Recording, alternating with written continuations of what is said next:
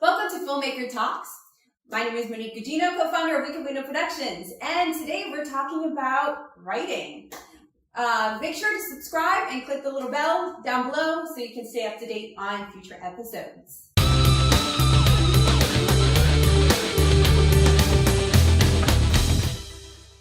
Let's talk a little bit about writing. So, writing for TV and film is pretty different than writing a novel or a play. For me, one of the biggest differences is that I feel like TV and movie writing is a team sport versus novel writing and playwriting really is not. It's totally about the writer locking themselves up somewhere and maybe possibly getting feedback. But TV and film, it's such a process.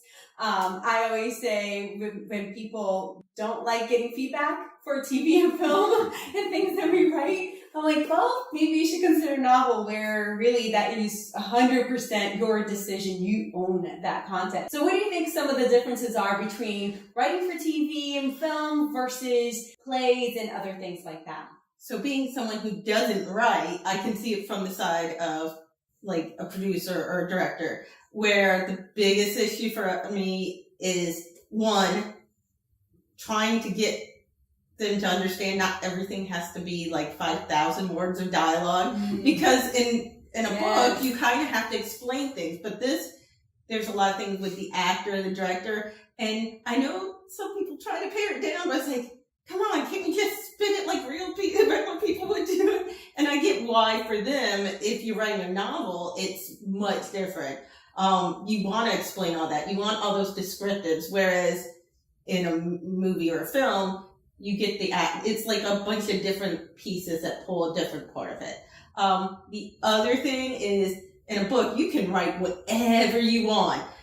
When in a film, sometimes trying to say, pull it back because I got to figure out how to film it is a whole different realm, because it's going to be something else, but you see that with adaptations. Sometimes people can't do it because it's something totally creative.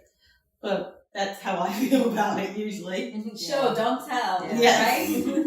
Well, I'm a daughter of two writers. Oh, wow. Yes, Novel writers? Newspaper writers. Oh, wow. Newspaper writers, reporters. And so I grew up with writing around the house. So getting into, and I have written for film. Several of the films I have, and for other people I've written.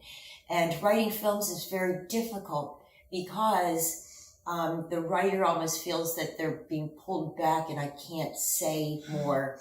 In a story, in a book, you're showing the audience of, okay, my actor just pushed the hair behind her shoulder and looked up at the sun and then looked at him and a tear started falling and then said her line.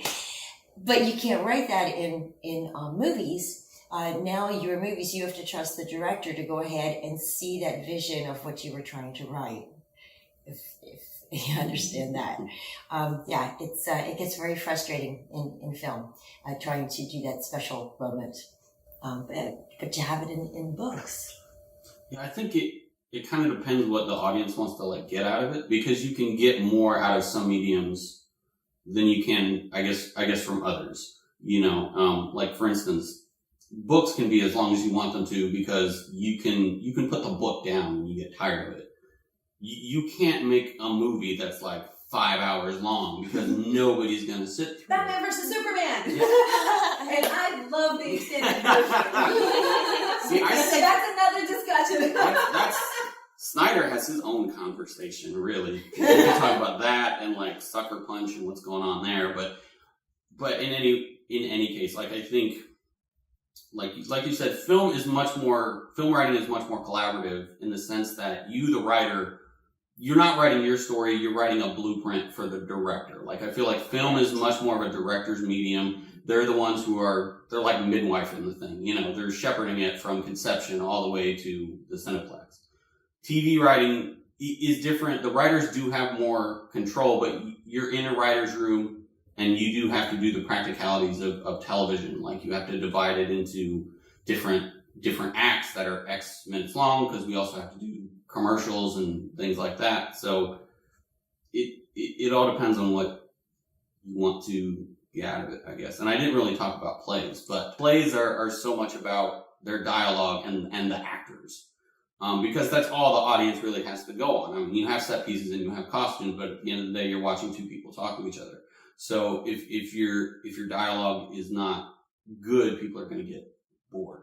What I would also say is the good thing about writing for a television show versus a movie is you have, and I know Monique and I've talked, especially for her, you have that time to build things and learn the characters in the world, and you don't have to segment it to like an hour and a half to 2 hours. You could do a little bit in this hour and then the next hour and so on. You can spread it out, and that's where writers have a little more freedom in those environments.